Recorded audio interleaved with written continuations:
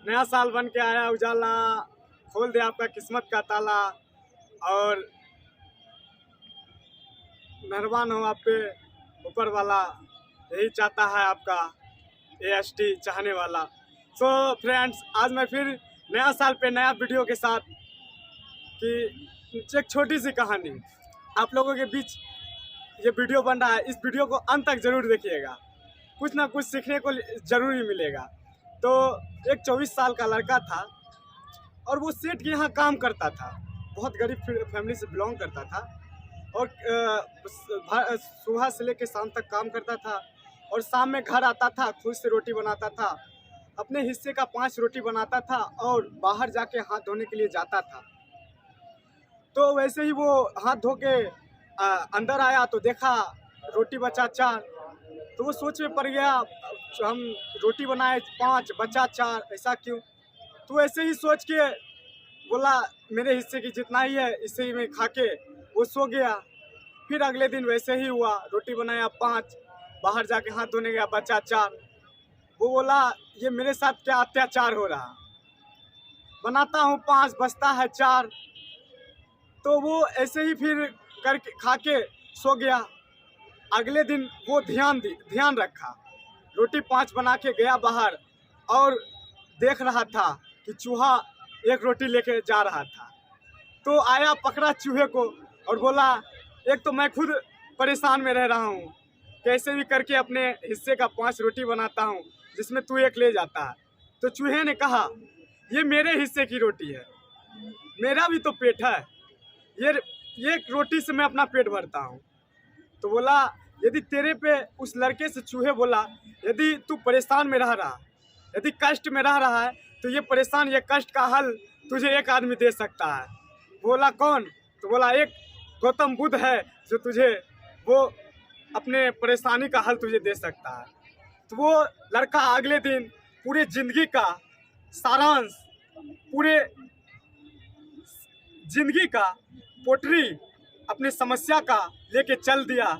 चलते चलते चलते चलते शाम हुई, किरण ढलने को आया और आगे जाने के लिए रात भी हो जाता। तो वो एक घर मिला और वो सेठाइन से जाके बोली कि आंटी हम गौतम बुद्ध से मिलने के लिए जा रहे हैं, ऐसी बात है और रात होने को है, आज मैं यहीं ठहर लेता हूँ। तो उस औरत ने बोली ठीक है बेटा आज तू ठहर ले। और उसने पूछा कि बेटे तू क्यों जा रहा है? बोला ऐसी बात है इसलिए हम जा रहे हैं। तो वो औरत बोली कि एक मेरा भी सवाल है, प्रश्न है और इस प्रश्न से हम वो मेरी एक बेटी है, बहुत कष्ट से रह रही है, 20 साल से वो आज तक बोली ही नहीं। वो बात लेके जा और गौतम बुद्ध से पूछना। तो उनकी बातों को लेके वो सुबह निकल पड़े। जैसे ही निकल पड़े, जाते जाते जाते जाते एक जादूगर मिला। रास्ता टेढ़ा मेढ़ा था, चढ़ा उतार रास्ता था और वो जादूगर से मिला और बोला कि जादूगर जी आप मुझे गौतम बुद्ध का रास्ता बता सकते हैं? हम गौतम बुद्ध के पास जा रहे हैं, ऐसी बात है, हम उसे पूछने जा रहे हैं। तो वो बोला क्यों ना हम तो तुमको पहुंचा देंगे, पर मेरा भी एक सवाल है, हम यहाँ हजारों वर्षों से तपस्या कर रहे हैं कि स्वर्ग में हम कैसे चले जाएं। ये एक मेरा भी प्रश्न ले जा और पूछ के जरूर आना। वो छड़ी घुमाया और बहुत दूर तक पहुंचा दिया और जैसे ही पहुंचने के कागार पे आया एक नदी आ गया और नदी में जैसे ही आया तो एक कछुआ मिला उसे। उस कछुए से बोला कि ऐसी बात है, हम गौतम बुद्ध से मिलने के लिए जा रहे हैं, कुछ उपाय बता जो इस नदी से हम पार हो सके। वो बोला जब ऐसी बात है तो मेरा भी एक सवाल ले जा, हम भी इस नदी में 5 साल से तैर रहे हैं और ड्रैगन बनना चाह रहे हैं। ये पूछता कि कैसे हम ड्रैगन बने। तो बोला ठीक है मैं तेरा भी सवाल लिया और तू मुझे कैसे भी करके पार करा। वो कछुआ वो अपनी पीठ पे बैठाया और चल दिया, उसको नदी के पार करा दिया। नदी के पार जैसे हुआ, ऊपर गौतम बुद्ध बैठे थे और उनका जाने का समय हो चुका था।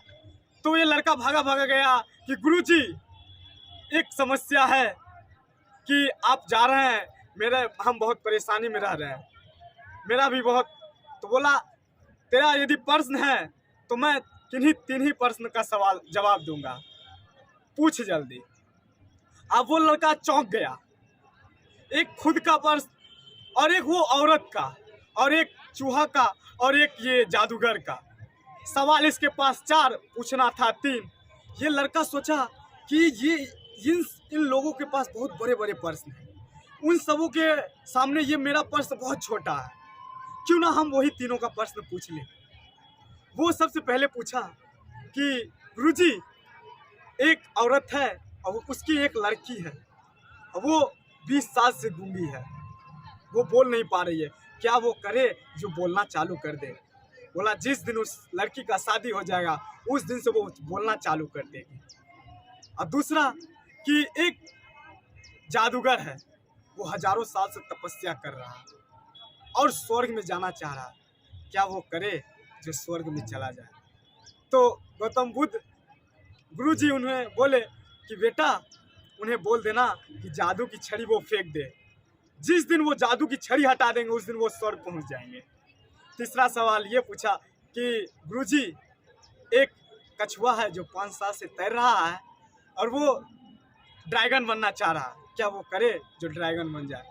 उसे बोलना, गुरुजी बोले उसे बोलना कि वो अपने पीठ का कवच उतार के फेंक दे, वो तुरंत ड्रैगन बन जाएगा। वो ये 3 सवालों का प्रश्न खुशी खुशी पूछते हुए आ रहा था कि रास्ते में नदी के किनारे कछुआ मिला और कछुआ पीठ पे बैठा के पार कर रहा था और पूछा मेरा प्रश्न पूछा। बोला हाँ हमने पूछा, जिस दिन ये तू कवच उतार के फेंक देगा उस दिन तू ड्रैगन बन जाएगा। उसी समय उसने उस कवच को उतारा और ड्रैगन तो बन गया, उसके पीठ के ऊपर से जो मोती निकला उस लड़के को दे दिया। लड़के मोती को लेके आ रहा था कि फिर जादूगर उस रास्ते में मिला और जादूगर को बोला कि आपको बोला गया है जिस दिन आप इस जादू की छड़ी को छोड़ देंगे उस दिन ही आप स्वर्ग चले जाएंगे।